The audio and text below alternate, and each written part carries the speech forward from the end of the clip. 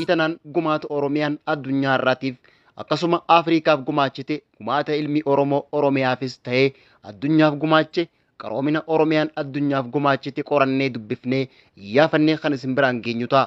Hanga dhuma qophii tanaatti akka hordoftan afeerraa teenya isiniin jenna.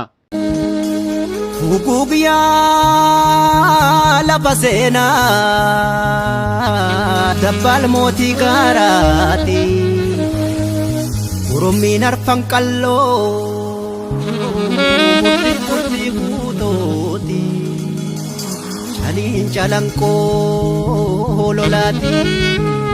Ashama harka fuunee akkam jirtan daawwattootaa fi hordoftoota Dabbal Entertainmentii tun qophii addaa yeroo hunda seenessa gootota isin dhiyeessinu ta'a.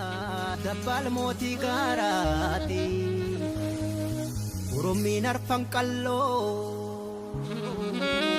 murtii guutooti. Chaanaalii Dabbal Entertainmentii like, subscribe, share gochuu hin dagatinaa isiniin jenna. Akkam jirtan hordoftootaa fi daawwattoota Dabbal Entertainmentii. Qophii teenya irraatiin ammoo waa'ee gooticha tokko kan isin biraan geenyu ta'a. Gootichi kunis eenyu jettanii gaafachuun keessan hin hafu.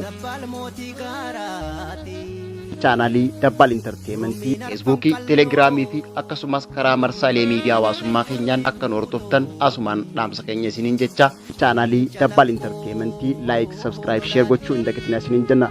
Tun qophii addaa yeroo hunda seenessa gootota isin dhiyeessinu ta'a. Fajisuuf deema Absuulee bara dhibbaa. Qophii tanaan gumaata Oromiyaan addunyaa irraatiif akkasuma Afriikaaf gumaachite gumaata ilmi Oromoo Oromiyaafis ta'ee addunyaaf gumaache qaroomina Oromiyaan addunyaaf gumaachite qorannee dubbifnee iyyaafannee kan isin biraan geenyu ta'a. Hanga dhuma qophii tanaatti akka nu hordoftan afeerraa teenya isiniin jenna. Angaa'ee mamantihee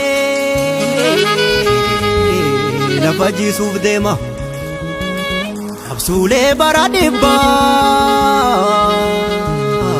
eebuu baasuuf deema Saanjiilee bunyaan qabdu lafa caasan fixtu filannee facaafannaa ofiin jiroo.